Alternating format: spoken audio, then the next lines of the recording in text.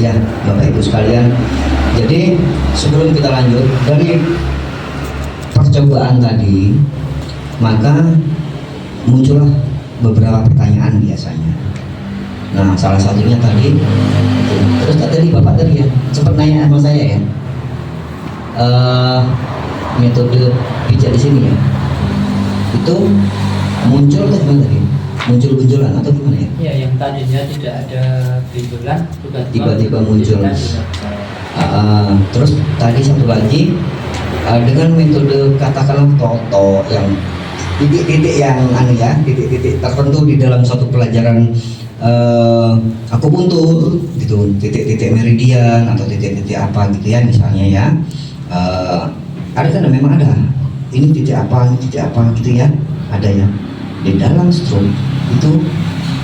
Untuk yang bagian kepala tidak berlaku, selainnya berat titik meridian, tetapi untuk kepala tidak berlaku. Kenapa saya bilang? Karena aturan pijatnya sudah berubah.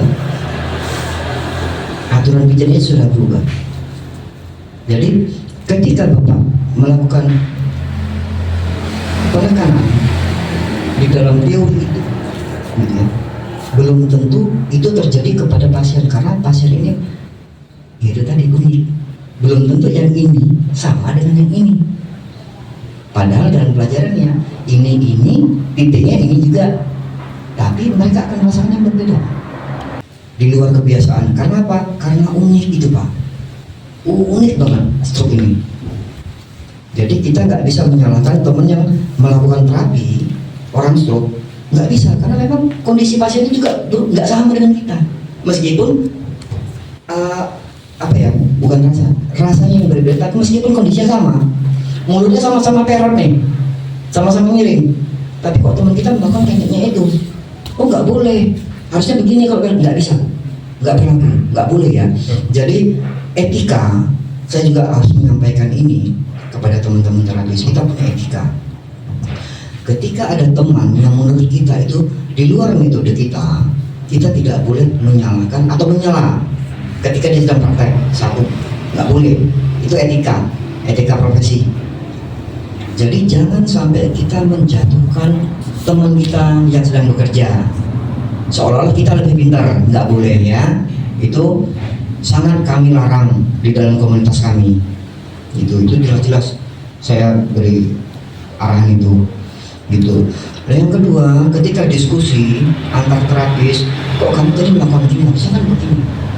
Nah itu juga nggak boleh, karena yang harus kita tanya kenapa bisa gini tuh sebenarnya apa? Kita harus belajar, karena pasiennya pasti beda rasanya. Itu tadi yang saya bilang, setiap pasien itu berbeda-beda, gitu. Unik deh pokoknya udah.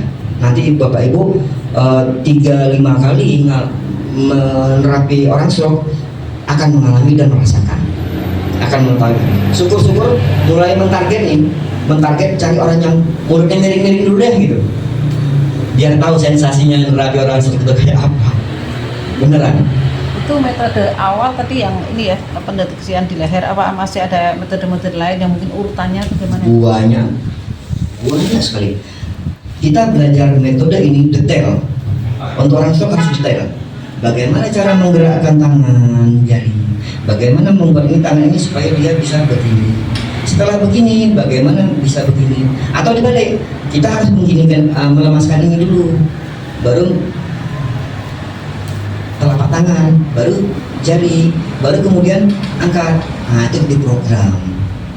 Itulah asiknya harus seperti itu. Nggak akan habis. Kita harus mendandani pikirannya, harus mendandani sarafnya, harus mendandani sosialisasinya, harus mendandani lagi tentang perekonomian. Kalau kita mau sampai tahap membantu perekonomian mereka, gitu, karena ada rehabilitasi. Makanya stroke itu kan ada stroke ringan, stroke berat, kemudian kita masuk lagi